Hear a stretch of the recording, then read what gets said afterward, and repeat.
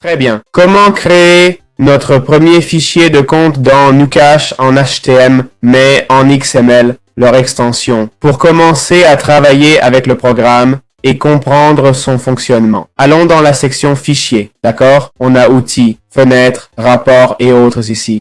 On va dans Fichier, on clique sur Nouveau fichier, on continue sans sauvegarder. Et voilà la configuration, d'accord? On va cliquer sur Suivant. Ici, on choisit si on veut un compte trading, diviser les actions, le budget, mettre les infos de l'entreprise. OK. Compteur, enfin, les tarifs. On clique sur Suivant. Ici, on peut choisir la devise, d'accord? $, c'est bien.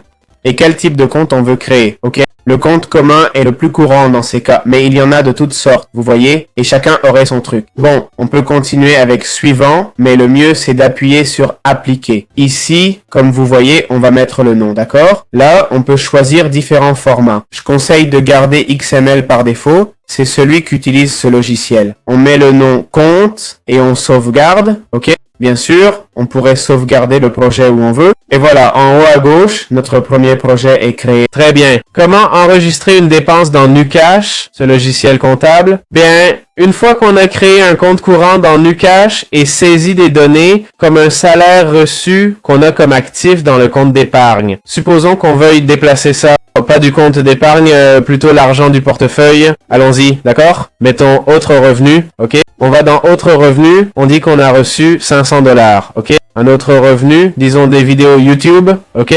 Vidéo YouTube, voilà. Et ça va être transféré, ok? On le monte, d'accord? C'est un menu déroulant, on monte et on déplace vers Cash in Wallet, ok? Voilà, la transaction se fait ici, mais bon, la transaction, c'est la comptabilité, quoi. Là, on a $500 en liquide, d'accord? On sélectionne ces $500 pour enregistrer une dépense. Vous voyez la liste de nos actions? Ici, on a reçu $500. Maintenant, passons à la dépense, ok? Qu'est-ce qu'on a dépensé cette fois? On va dépenser, mais d'abord, voyons le transfert, ok?